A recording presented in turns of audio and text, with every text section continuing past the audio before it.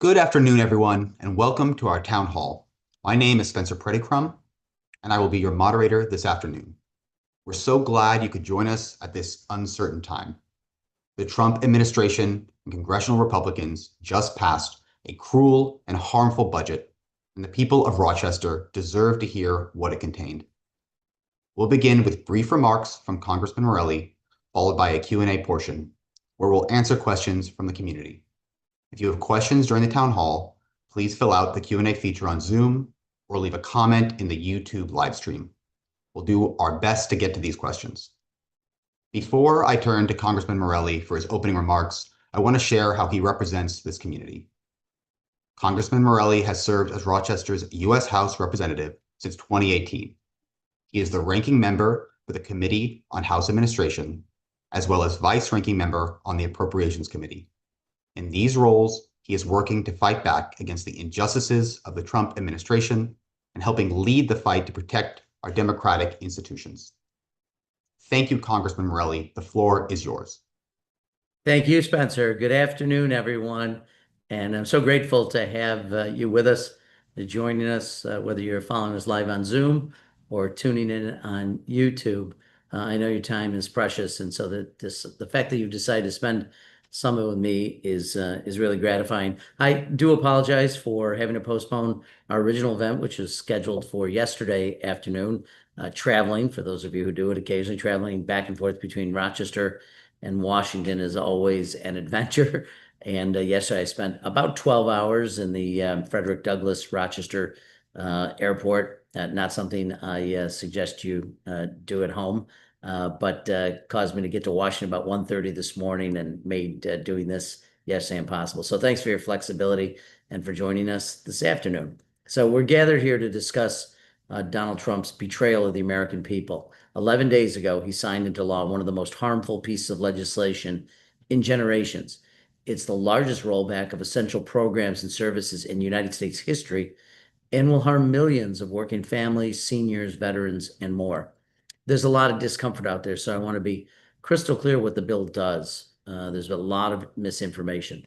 First, and this is according to the Congressional Budget Office, a nonpartisan group that has been around for over 5 decades, it jeopardizes the health coverage of 17 million Americans, including about 1.5 million New Yorkers. It recklessly, in my view, slashes food assistance for almost 3 million Americans, including nearly 1 million senior citizens. It defunds Planned Parenthood, making vital health care, including cancer screenings, inaccessible to many, many women. It adds trillions to the national debt at a time when people are already concerned about the dramatic impact that the debt service of the United States has on our national budget. And to top it off, includes almost $1 trillion in tax cuts for the top 1% of Americans. This isn't just bad policy. It's a moral failure, and it threatens the well-being of families across the country. Over the past weeks and months, I've heard countless stories from advocates here at home and across the country who are deeply concerned, understandably, about the impacts of this legislation. One of those stories came from a friend of mine, Peter Morelle, who's an extraordinary advocate for patients nationwide. Peter lives with multiple chronic illnesses and depends on a complex regimen of medications to survive. He survives on a fixed income. Because of programs like Social Security, Disability, Medicaid, and Medicare, he's able to maintain a significant quality of life and some stability and makes significant contributions to conversations around public health policy in the United States. Peter's livelihood would be dramatically impacted without access to those programs, particularly Medicaid. Peter told me that Medicaid is used to help cover his prescription costs. His medication otherwise would cost him more than $175,000 a year out of pocket. Obviously, that would be out of the reach of virtually every American. And sadly, Peter's just one of millions of Americans whose lives hangs in the balance because of this bill. He is justifiably concerned, gravely concerned about what this does. And this legislation would not just cause hardship.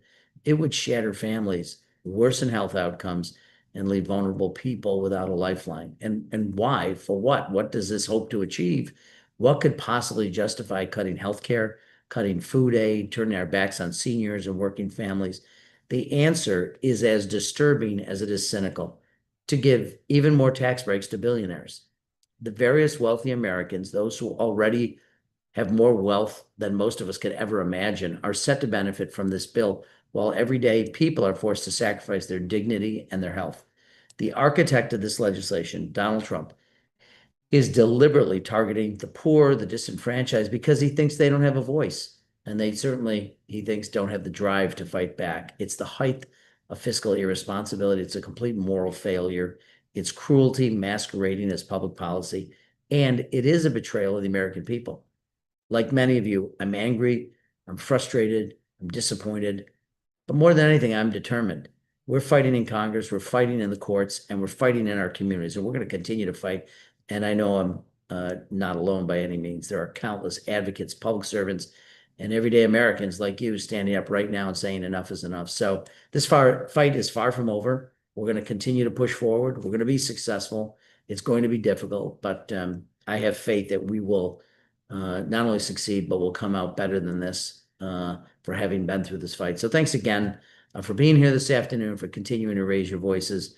Together, we will stand up for what's right, for what America has long valued. So with now, I'm happy to turn it back to Spencer so we can get started with our questions. Thank you, Congressman. That's right. We'll now move to the Q&A portion of tonight's event. These are important questions to our community, and they reflect the issues you all care about most. I'll read each question aloud and give Representative Morelle time to respond. Our first question comes from Webster. This bill includes a massive tax cut. Why oppose putting money back in people's pockets? Well, I think it's a really important question because it's sort of central to the whole debate. And I think the way I start looking at this is anything that lowers taxes, particularly this bill, which lowers taxes by nearly $5 trillion, but is paid for largely through borrowing money, is just fiscally irresponsible and something we shouldn't even begin to consider. And I think about this. This would be, if you sort of think about it, if you and your neighbors were standing in a line and the federal government came to hand out money, but gave the poorest Americans either no money at all, or in some cases even took back some money, and yet gave the wealthiest significant amounts of money. But in order to do that, when they're giving out the money to the wealthiest Americans, and by some estimates, if your income is $1 million, you would get an $87,000 additional break from the federal government. But it's largely done.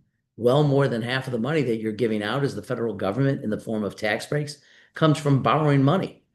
So at a time when we have huge deficits to do that, this also represents the largest shift in wealth from the poor to the wealthy in American history. I mean, think about it. Most of our history has really been to try to create progressivity in the tax code so that as people struggle at the bottom end of the income scale, they have less of a burden. And as you move up the income scale, you make greater contributions.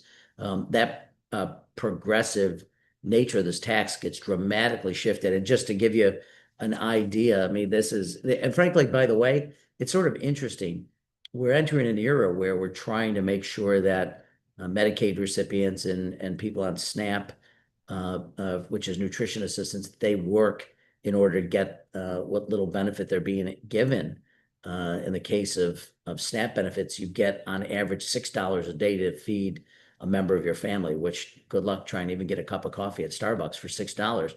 And we're making them go through at least 20 hours of work requirements, et cetera.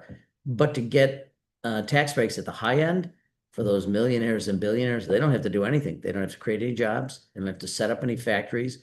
They don't have to do anything. They just get a tax break in order to do it. So, when you think about the impact of this, to me, it becomes a non-starter. As much as I think we'd all love to reduce tax burden on Americans, we're not going to do it when it means the most vulnerable among us are going to get hurt. And we certainly shouldn't do it when in order to pay for it, we have to go borrow literally trillions and trillions of dollars that your children, grandchildren, great-grandchildren, and great-great-grandchildren are going to have to pay for generations to come. Thank you, Congressman. That Certainly seems impactful. Our next question also comes from the city of Rochester. How will this legislation affect Rochester's healthcare system directly? Healthcare system is going to be impacted very, very significantly. It's important to remember that when we talk about the way that people get covered under health insurance, there's commercial health insurance that you might get through an employer or if you pay for a policy yourself. Typically, it's done through employment, or you could get Medicare, which is coverage for people over the age of 65. For people who struggle and might need some support, they might be on the Affordable Care Exchange system where you get potentially a subsidized health insurance program, and there are different levels of it. Or finally, you could be on Medicaid, which is health insurance for people who are below a certain income guideline. But when you think about the healthcare system broadly, it's not based on how, and it's not segregated by payors. It's all one big system, and all the different systems that pay into it go to make up that healthcare system. So I often say to people, when you show up at an emergency room, the person at the front desk doesn't say, okay, who has commercial insurance? We'll take care of you first. What they look is how severe whatever it is that you came to the emergency room is. If it's a heart attack, if it's a stroke, you go first. If it's someone who looks like they broke a finger or a hand, you may end up being latter, but it's not based on who can pay. So whenever you disrupt and destabilize the healthcare system because you're going to have fewer people with health insurance, it creates a problem for everyone. And people should remember this. If you weaken the systems like Medicaid, that means you weaken healthcare systems. So, and that could come in a number of ways. Nursing homes who struggle will now have fewer beds because they're getting fewer resources for Medicaid patients who are in nursing homes. And many, by the way, many nursing home patients are ultimately Medicaid patients, nearly 60% in New York. In some cases, like in Monroe County, even greater percentage are Medicaid. Those people can't get in nursing homes, they stay in hospital beds. And when you stay in a hospital bed, you await placement to a nursing home, that means someone who's in the emergency room who should get transferred to a bed can't find a bed. So the emergency rooms back up and get more crowded, get more subject to the challenge that we face. So this has a huge impact on everyone, whether you have commercial insurance, Medicare, Medicaid, the Affordable Care Act exchange policies, and it is destabilizing. It's intended to do it. And by the way, I'll just leave this final thought. Whether you have health insurance coverage or not is completely unrelated to whether you get sick or not. So if you don't have health insurance, it doesn't mean you don't get sick or you don't have an accident. But now what it means is when you get sick, you don't have a primary care doc. You don't have a primary care practitioner. So you can't go for a checkup. You can't go into the doctor when you develop a cough who might give you an antibiotic. So what you do is you wait and the illness gets more acute until finally you can't deal with it anymore and you end up in an emergency room with an illness now which is much more invasive, is much more costly, is much more contagious, and is much more of a health threat. So, and by the way, when you show up and you don't have insurance, you're required to be treated by the hospitals, but now in the healthcare systems, but now they can't get paid for it because you don't have Medicaid, or you may not get, because of Medicare may get impacted by this as well dramatically. They don't get paid. It means that they're going to be much more, they're going to be in a much more fragile position. And honestly, the facilities that are going to get hurt the hardest first are going to be rural communities where they don't have density of population. And so many of the people, ironically, who are, big supporters of President Trump are going to find their healthcare systems are going to get hit the first and get hit in a way that many of them may end up closing down. So there's a lot more that we could talk about when it comes to the question of healthcare systems. But one other thing I would say is I think it's a real tell when even though the Republicans, when passing this, said, well, this isn't going to take anybody off Medicaid, even though no one agrees with that. Literally, no one agrees with that. But they created a small fund for rural hospitals, knowing that what they're saying was duplicitous. They know it's going to affect rural healthcare, so they put a little money aside to help them. But honestly, it's too little. and it's insignificant when it comes to some of the challenges these people are going to face. Thank you. I mean, it certainly does sound like this is systemic and we all do get sick. So, you answered a lot of this, but I wanted to see if there was anything else you wanted to comment on. We had a question out of Penfield, whether this legislation, what it means for hospitals and healthcare centers located in these rural areas that you mentioned, such as in the surrounding district, Claudia Tenney's district. Yeah, I mean, I have been for now several months meeting on an ongoing basis with our two big healthcare systems, which is University of Rochester Medical Center and Rochester Regional. But I've been also meeting with Anthony Jordan Health and other smaller facilities in the region. And most of the healthcare systems and even the qualified clinics don't just stop at the border of my district, which is largely Monroe County with Victor and East Bloomfield in Ontario County. They go into the broader community. And so these healthcare systems are going to struggle mightily when Medicaid gets cut. I mean, we're talking about nearly $1 trillion of cuts. And there's a section of this law which could trigger another law that's already on the books called sequestration. And if it triggers sequestration, that will take another $500 billion of Medicare reimbursements to providers and will take that away from them, which further cripples the system. And just to be clear, some people have the idea that if you're on Medicaid, that you get paid somehow, that people sit home on Medicaid and get checks. But that's not how the system works. If you think about it, when you go to the doctor, however you get insured for a visit, you never see the money. The money goes directly to the provider, and that's what happens on Medicaid. If you're a Medicaid recipient, you go to your healthcare provider, they bill Medicaid. Medicaid gets the money, not the individual. So when there's these suggestions that people are getting thousands and thousands of dollars by being Medicaid recipients, it's simply people don't understand at all how this system works, that the people get paid are providers. And frankly, they typically don't get enough to cover the services anyway. This is going to further, increase the challenges that they face. And honestly, it's going to affect rural communities. It's going to affect hospitals outside of Monroe County, even if they're part of the University of Rochester system or Rochester Regional, because the impact is loss of people and loss of stability in the system. This is going to be really impactful. I pray we come through it. Obviously, no one would want this to fail. No one wants to see healthcare systems and hospitals close, but the risk here is tremendous and probably one of the greatest threats to the expansion of healthcare coverage in American history since the advent of Medicaid and Medicare back in the 1960s. Thank you. That idea of how complex government is leads well into our next question from Fairport. The bill and advocates for it claim to modernize Medicaid, Medicare, food assistance, and other safety net programs. Doesn't that help these programs become more sustainable? Yeah, I do appreciate these claims that they're going to modernize the programs, but this isn't modernization. It's a masquerade for dismantling the system. You would think, and look, anytime you're spending as a government, the amount of money we spend on Medicaid and Medicare, Social Security, I mean, there's big outlays of money that we make as a federal government each year. Our outlays all in are around $6 trillion. So there's certainly ways you could do almost anything better. But that's not what this is. This is no effort to try to modernize the system.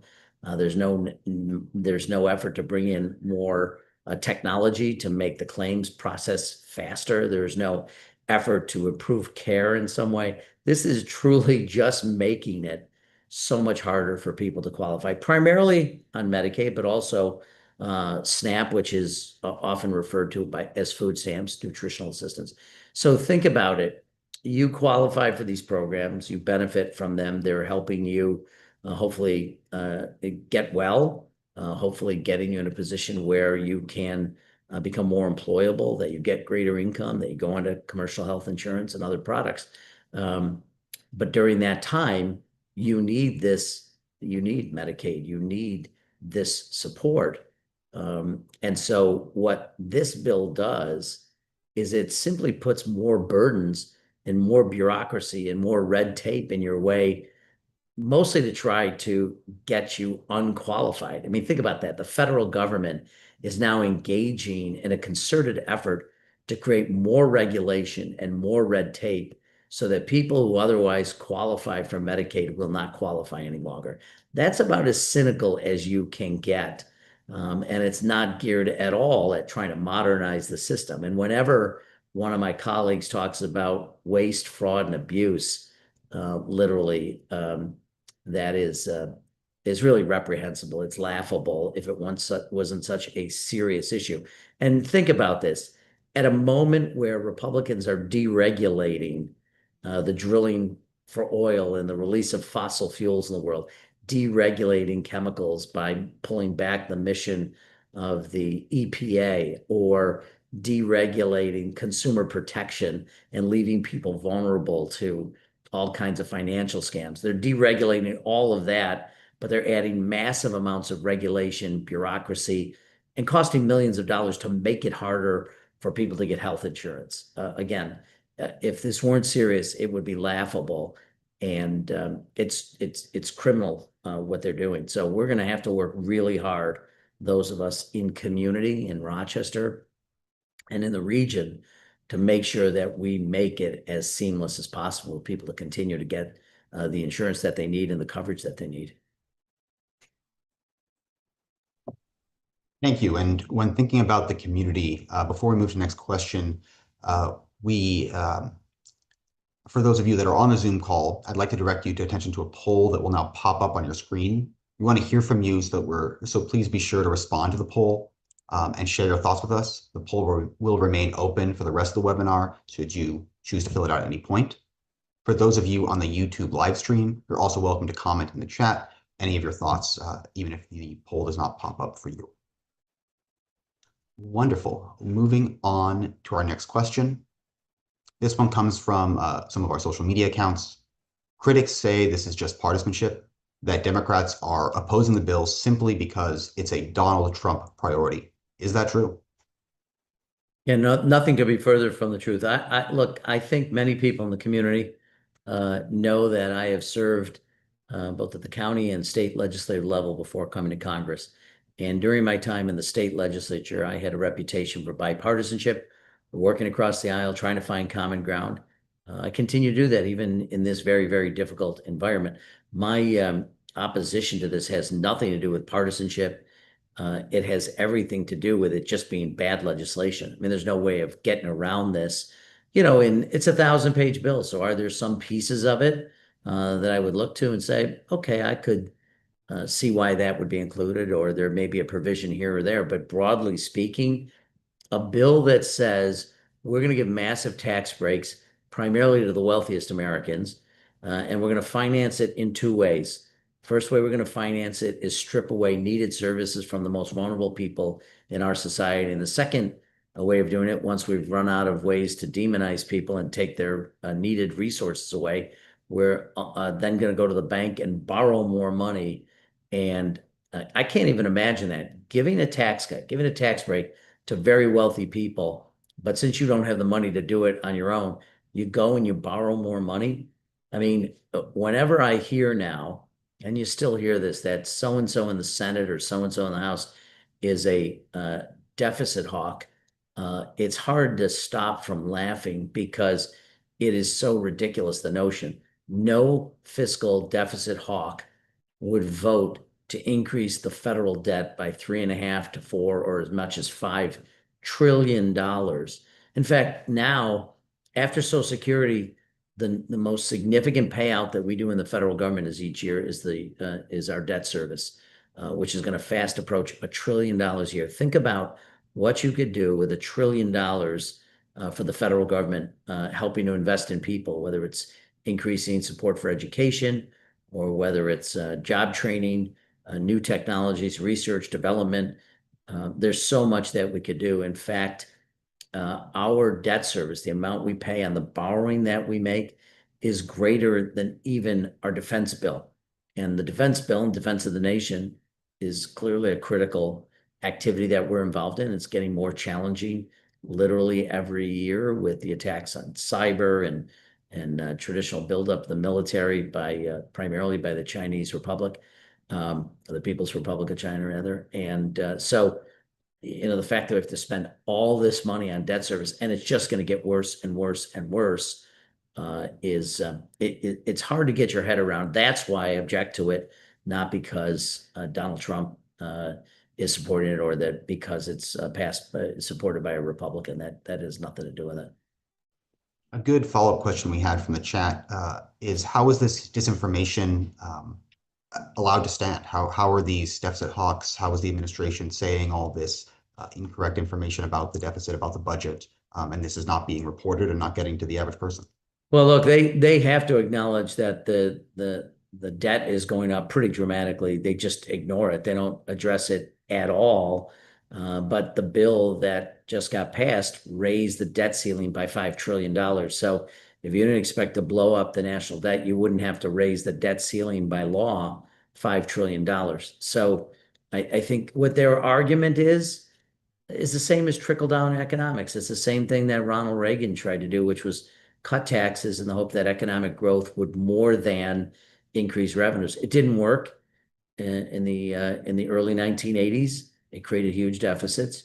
It didn't work in subsequent years. It won't work now. In fact, I think what's interesting is the economy has continued in a broad sense, not when it comes to the cost of goods, but economic factors have been reasonably strong. And if it wasn't for increased tariffs, which is a whole nother subject unrelated to this, but other actions by the Trump administration, that's having the biggest drag now in the economy is the tariffs, which are raising prices, costing Americans more money for the same goods, and making it really difficult for people to make investments. And by people, I mean businesses who want to make investments and create more opportunity, more jobs. They don't know where to put their capital. Do they put it in the United States? Do they put it somewhere else? How do you even follow this? Because that keeps changing. That isn't going to be overcome by giving people tax breaks. And honestly, even if you were going to do the tax breaks and you wanted to get them to your wealthier friends, at least requiring that they make some investment in jobs, in capital, in property, in technology that would generate a better economic situation for all of us, that at least you can make an argument. They're not even doing that. They're literally just giving tax breaks for doing nothing, which is pretty extraordinary. And the fact that you have to go and borrow the money to do it, it really feels a little bit like Alice in Wonderland here, where up is down and in and out and black is white. It just makes no sense whatsoever.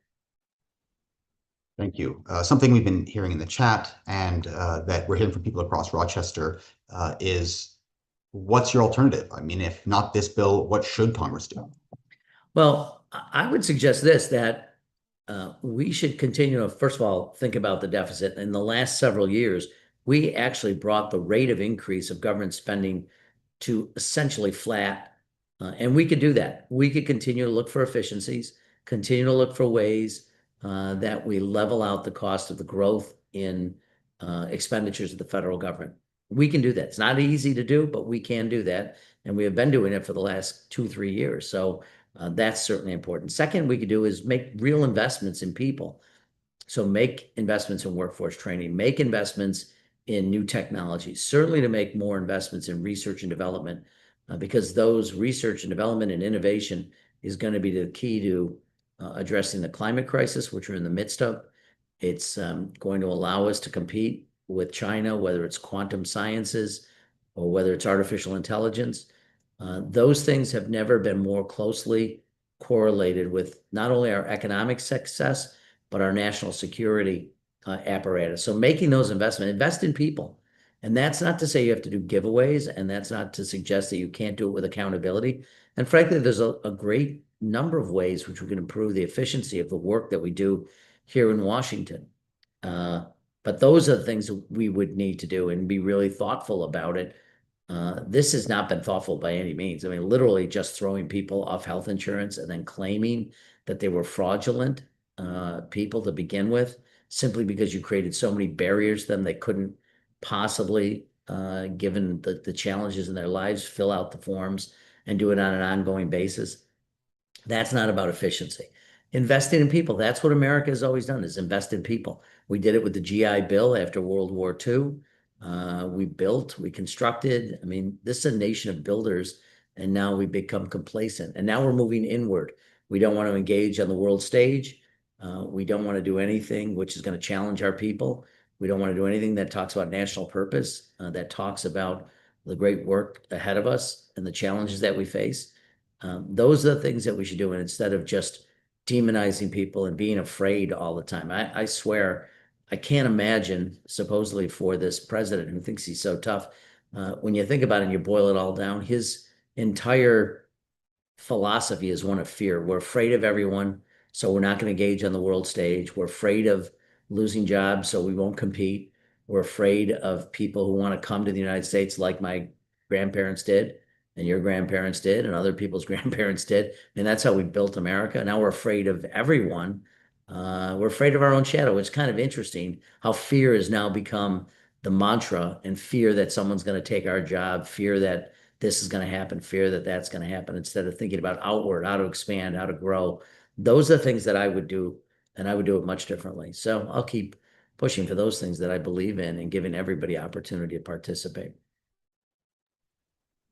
Thank you. Well, it sounds like you're passionate about this. One question we had in the chat following up on that is, I mean, you're Democrat, Democrats are the minority. What can you do to influence your peers in the majority, and what can people in the district do to get this message out?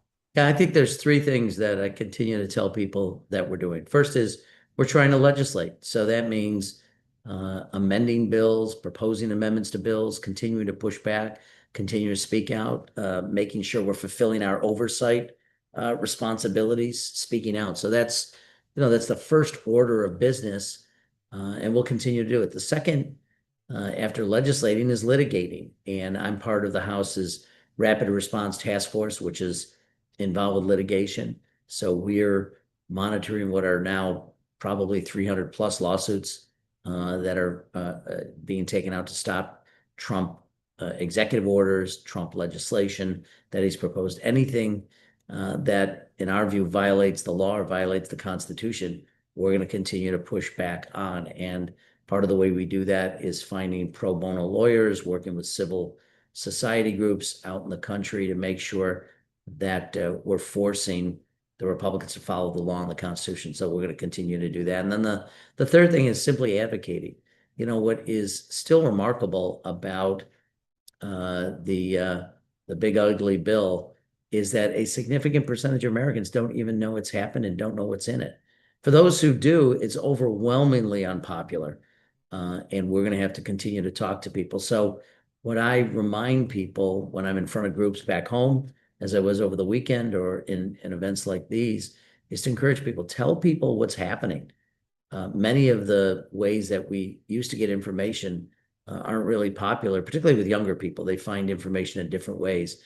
So we have to talk to everyone, communicate, whatever we can do to make sure that we're engaging in conversations, because that's the way we're going to persuade people. And frankly, sadly, I think you're also going to start to feel a change when people start to see neighbors and friends and associates who no longer have health insurance and don't know what to do about it, or are losing income and aren't sure, or losing, the nutrition assistance that they have. It's one of those things that you can't hide and you can't avoid. It is going to happen, and you're going to see closures of hospitals and other healthcare facilities, and it's going to be hard to explain away. But I think we need to keep talking, keep sharing information, keep engaging, and we'll get through this. It won't be easy, but I believe we'll get through it. Thank you, Congressman. I think that's a powerful place to end this, and appreciate you being with us here. And that brings us to the end. Thank you all who tuned in tonight.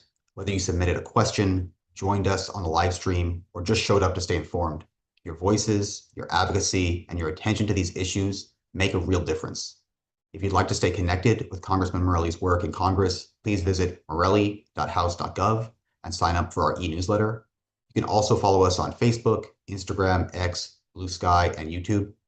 We appreciate your time, your engagement, your belief in a government that works for everyone, not just the wealthy and well-connected. Have a great